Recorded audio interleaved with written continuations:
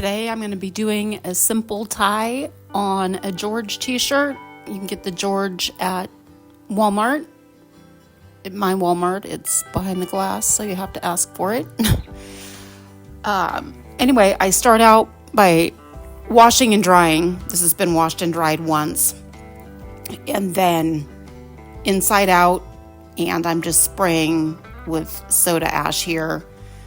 This tie is simple, which is my preference. If you've watched any of my videos, I very much appreciate the people that do all the intricate stuff, but when I'm tie-dyeing, ice dyeing, it's to relax. So simple is better. But on this one, I am just making the line here along the collar. I'm just trying to make it evenly below the collar, so it's the same size all the way around.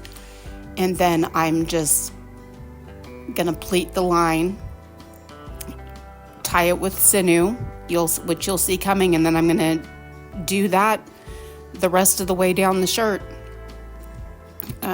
keeping my pleats even and the line straight.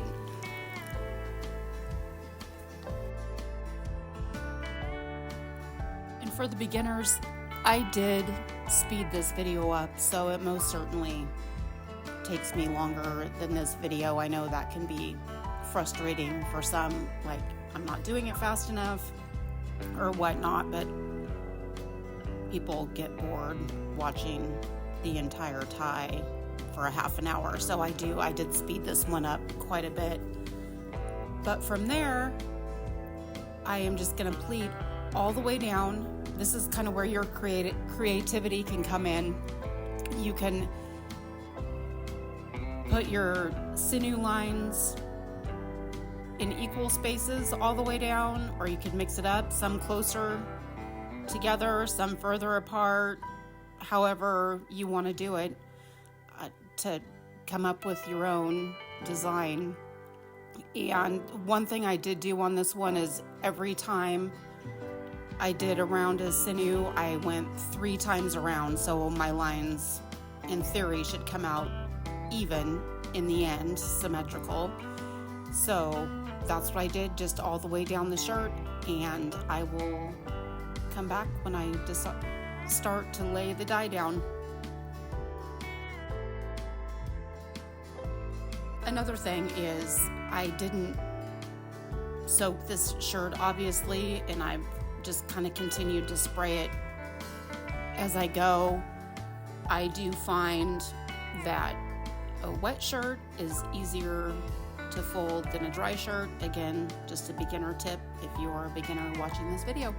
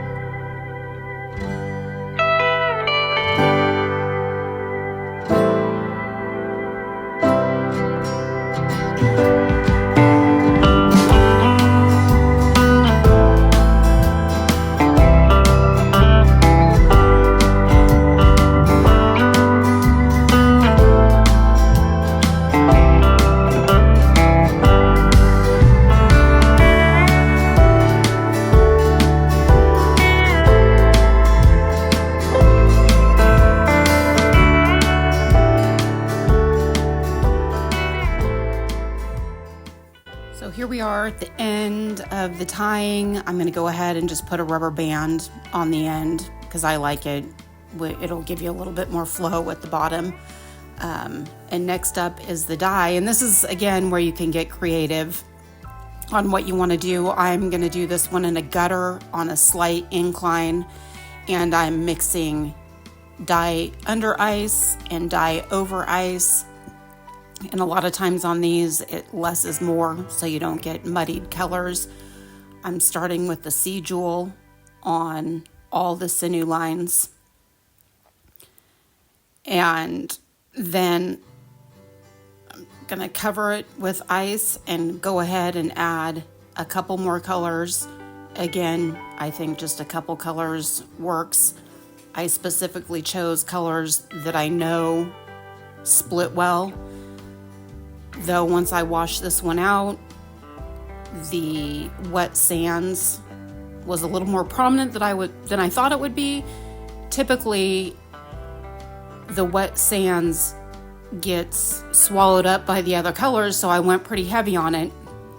But all in all, in the end, I liked the outcome. I let it batch, let the ice melt, let it batch for probably another 24 hours.